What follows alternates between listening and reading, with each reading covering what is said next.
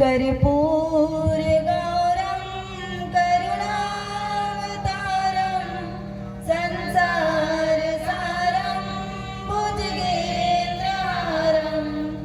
सदा वसंतम हृदयारविंदे भवं भवानी सहितं नमामि भवं भवानी सहितं नमामि नीलाम्बोज श्यामल कोमलांगं सीता समारोपितवाम भागं पाणो मासाय अतिचारुचापं नमामि रामं रघुवंशनाथं नमामि रामं रघुवंशनाथं। प्रेम से बोले भरत प्रिय रामचंद्र की, बोले उमापति महादेव की, बोले आदिशक्ति माता भवानी की, बोले संत समाज की।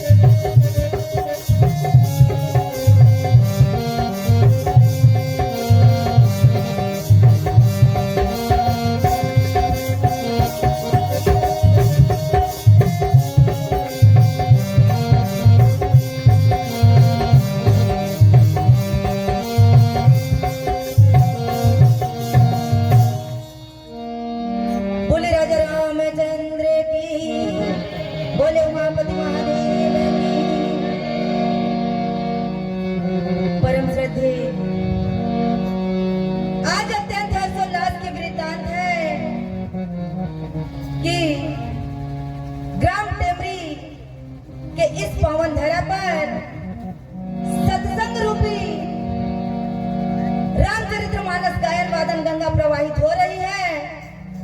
धन्य है यहाँ की धरती, धन्य है यहाँ का समाज, धन्य है यहाँ के आयोजनकर्ता जिन्होंने इस रामचरितमानस सत्संग रूपी गंगा में हमें भी मोक्ष की प्राप्ति के हेतु इस गंगा में डुबकी लगाने का अवसर दिया है। तो सर्वप्रथम यहाँ उपस्थित मंच पर मंचासीन देवतुल्य निर्णायक महोदय जी, दूर दराज से आई हुई मंडलियां, श्रोता समाज, माताएं बहने, आप सभी को मां सरस्वती महिला मंडली साटी की ओर से सत सत नमन करते हुए आगे प्रभु तुलसीदास जी द्वारा रचित कथा का रसपान करेंगे। हमें रसपान हेतु अरण्य कांड दोहा नंबर 34 प्राप्त हुआ है। इस दोहे में प्रभु श्री रामचंद्र जी सीता की खोज करते करते माता तपस्विनी सबरी की कुटिया में पहुंचते हैं। आइए आगे की कथा भजन के माध्यम से इस 8 लाइन चौपाई का भाव रखकर प्रस्तुत करें। बोले राजा रामचंद्र की।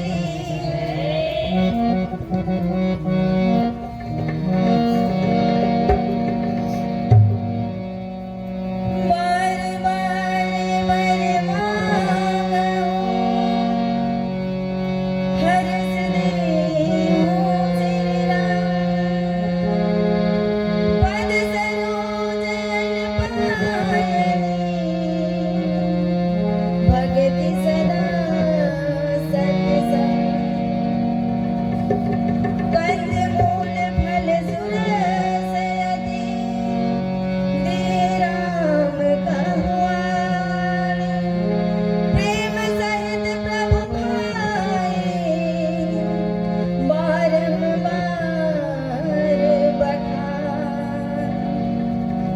बोले राजा रामचंद्र की।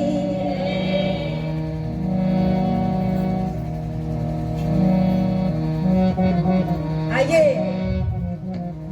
मर्यादा पुरुषोत्तम प्रभु श्री रामचंद्र जी माता सबरी की कुटिया में आते हैं। माता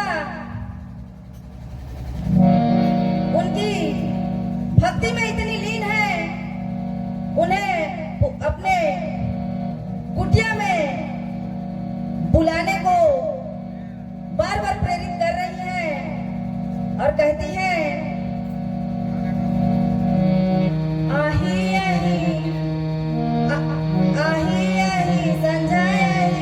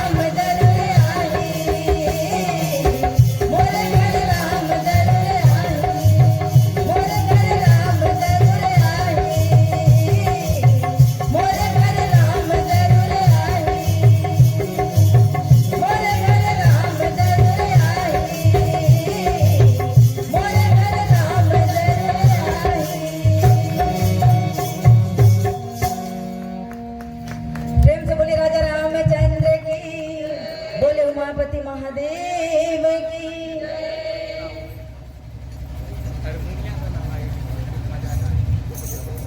परम सम्माननीय सज्जनों, यहाँ माता सबरी प्रभु राम को अपने कुटिया में बुलाकर उनको रसीले और स्वादिष्ट कंदमूल फल लाकर प्रभु जी को देती है और प्रभु उन्हें बार बार प्रशंसा कर रहे हैं और प्रेम पूर्वक उस कंदमूल को ग्रहण कर रहे हैं। फिर सबरी हाथ जोड़कर आगे खड़ी हो गई और प्रभु को देखकर मन ही मन अत्यंत उसका प्रेम बढ़ गया। सबरी कहने लगी, हे प्रभु, हे मर्यादा, हे नाथ, मैं किस प्रकार आपकी स्तुति करूं। मैं नीच जाति की और आप अत्यंत मूढ़ बुद्धि वाले, जो अधम से भी अधम है।